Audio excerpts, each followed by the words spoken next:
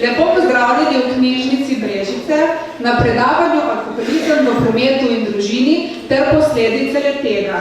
Predavanje smo pripravili v sodelovanju s klubom zdravljenih alkoholikov Brežice in policijsko postajo Brežice. Nekaj besed vam bo namenil Dušan Lupšina iz kluba zdravljenih alkoholikov. Izvolite.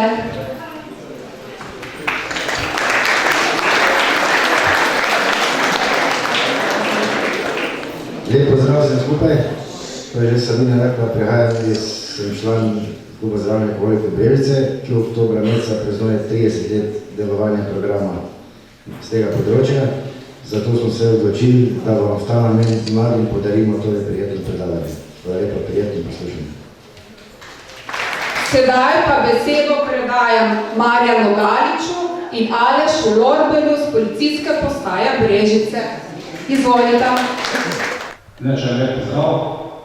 Najprej bi se zahvalil na povabilu knjižnici Brežice in pa društvu pozdravljenih alkoholikov in gospodu Dušanu Lupšina. Moj namen danes je to, da predstavim tem našim slušateljem oziroma mladostnikom, kakšne nevarnosti trpijo, glede na to, da so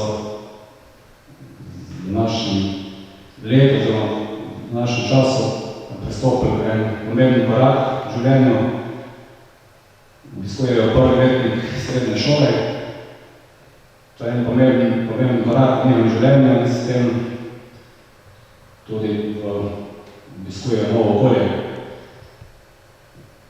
Delo policije v tem je tudi, da varujemo ljudi, premoženje, s tem tudi mladostnike, ki jim pa preti veliko nevarnosti glede na njihovo razposajemnost, radovednost, potem uporništvo in s tem so podvrženi raznim nevarnostim. Tu predvsem mislimo na prepovedane droge in tudi droge, ki so dovoljene. Na območju Polno mesto, oziroma na območju policijske postaje Brežice, je predvsem v okolju, oziroma v preprodaji najvišja stopnja konoplje, ki je misli trava, pa so amfetamini in prah, tablete, hujše oblike so pa heroin in pa kokain. Tukaj bi posebej poudaril glede na to, da 15-letniki počasi že marsikoga vleče nočno življenje, obisk lokalov, čeprav še to v določenih mejih še ni dovoljeno, pa vseeno tam preti mnogo nevarnosti. Tukaj predvsem uporaba oziroma užitja alkoholne brezalkoholnih pijač, kjer razne nevarnosti pretijo s tem, da nam te usujejo v kozarce in s tem nas omamijo. Tu bi mogoče izpostavil primer, ki je zaprožil po spletu, če vam je znano, zadeva Amy Thompson. To je iz Anglije, kjer so punce pač bile na hišni zabavi in iz radovednosti ali ne hoteli zaživeti prepovedane substance oziroma tablete, s katerimi so hoteli pač popestriti večer, ki se je pa za eno izmed 3 let usodno končalo. Lahko pokažemo, kaj se lahko zgodi za zažitjem samo ene take tablete, da lahko spremeni dekleto spremeni popolno njeno življenje. Tu vidimo njeno sliko iz levo, iz vaše leve, pred zažitjem, desno je pa trenutno stanje. Za njo je pomembno, da je znano, da je popolnoma izgubila oziroma izgubila govor, gibanje je omejeno in zdaj s težavo se prebija skozi življenje. Glede na to, da bi danes malo govoril o mladoletniški kriminaliteti, je malo policije, da pač vsi poznate, da gre za represivno, več ali manj spoznate kot represivno ustanovo, vendar tudi velik delež izvajamo naloge v preventivi, čeprav tega malo kdo ve. Glede na to, da ste vi stari, sem 15-letnik, oziroma prvi 15-16 let, gre za, da spadate v skupino mlajših mladoletnikov, zato je vaša odgovornost že s tem podano, oziroma kazensko odgovornost, torej tudi ste kazensko lahko odgovorni. Dolžnost pri prijavi, kar sem že povedal, so, zdaj to je zelo pomembno sodelovanje šol in policije. Tudi to je zelo pomembno, zdaj policija v šolah deluje kot preventiva, ko pa tukaj pride, smo pa tudi represivno prisotni s tem, da se tule vključujejo tudi druge službe, od centra za socialno delo, sodišč in tako naprej.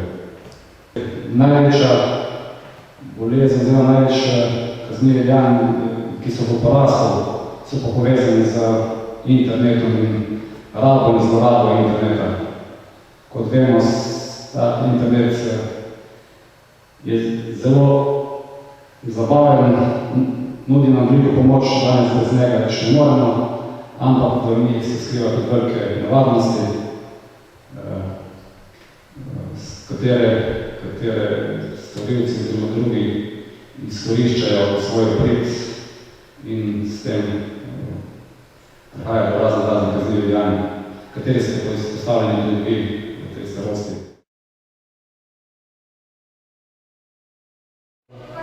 No, lep pozdrav tudi v mojem imenu, sem Aleš Gorber, pomočnik komandirja na policijski postaji v Brežicah. Zahvalil bi se Marjanu za njegovo predstavitev.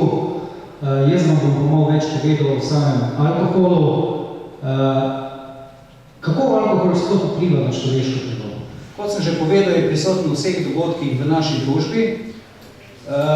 Ponavadi je to vidno, ko se kaj slavi, kakšen rojstendan, ne vem, tudi zdaj bojo trgatve zelo zanimive, vikendi, ko hodite ven in tako naprej, imate možnost do te spojine prideti kjerkoli. Alkohol deluje na človeški organizem, na njegovo psiho in živčni sistem kot strup. Dejansko alkohol je strup. In redno uživanje alkohola povzroči poškodbe možganov, 90%, verjetno ste že slišali, da začnejo odmirati krvne možganske celice, uničuje zobne dlesni, jetra, pljuča, spolne žleze, mišice, trebuh, ledvice, želodec in srce. Sam alkohol zmanjšuje sposobnost zaznavanja in razmišljanja, izčrpava organizem. Tudi ko zaužijete, na primer, alkoholno pijačo, 5-10 minut se boste počutili močni, zelo dobro, toplo vam bo vse skupaj, vendar ta učinek je le trenutni in navidezni. Samo odvisnost alkohola v krvi. Marsikdo pravi, se sem spil samo eno pivo, se sem spil samo 2 piva, kozarc vina, en štamperle kratkega. Vendar tudi tole pivo in vse skupaj ima kar veliko koncentracijo alkohola. Se pravi, pivo, pol-litrska steklenica, 5,3 volumskega procenta, to zdaj sicer ne vem, katera znamka bila, ima 21 gramov alkohola. Ko zaužijete pol litra piva, organizem potrebuje, se pravi, cel organizem potrebuje, da izloči to količino alkohola v 3 urah. Vinjeni povzročitelji prometnih nesreč, največ prometnih nesreč povzročijo zaradi neprilagojenih hitrosti. To sem že prej tudi povedal, napačno ocenjujejo same situacije, ne znajo več pravilno oceniti, v kakšnem stanju se sami nahajajo, Potem zaradi nepravilne strani in smeri vožnje, neupoštevanje pravil prednosti in pa tudi zaradi nepravilnega prehitevanja.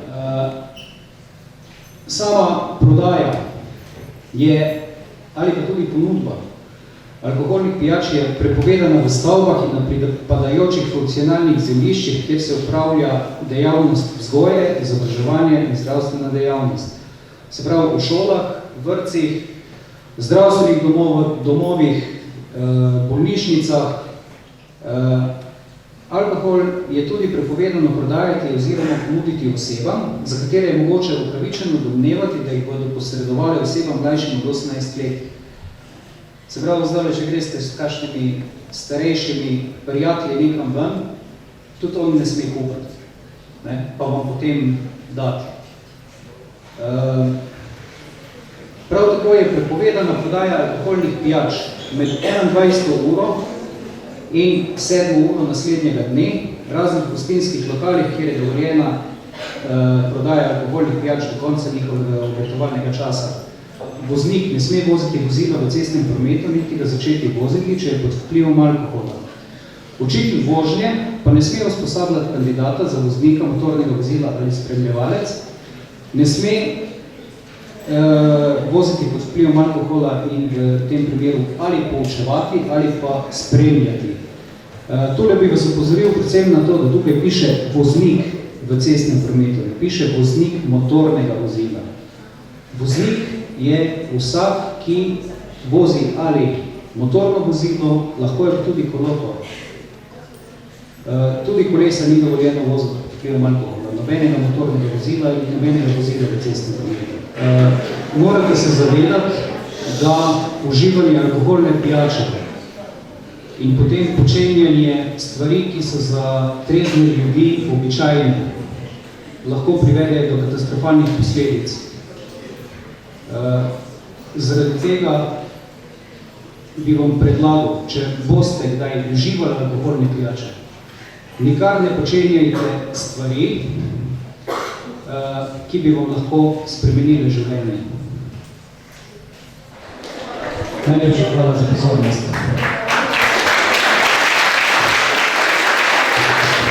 Upam, da ste se vsaj kaj naučili iz tega, da boste v prihodnje malce premislili, ko boste šli pač ven ali v kakšne izbe.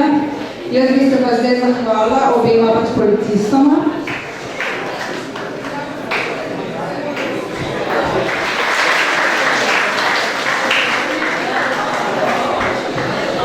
To je bilo vse, lep dan, pa želim pamet v glavi.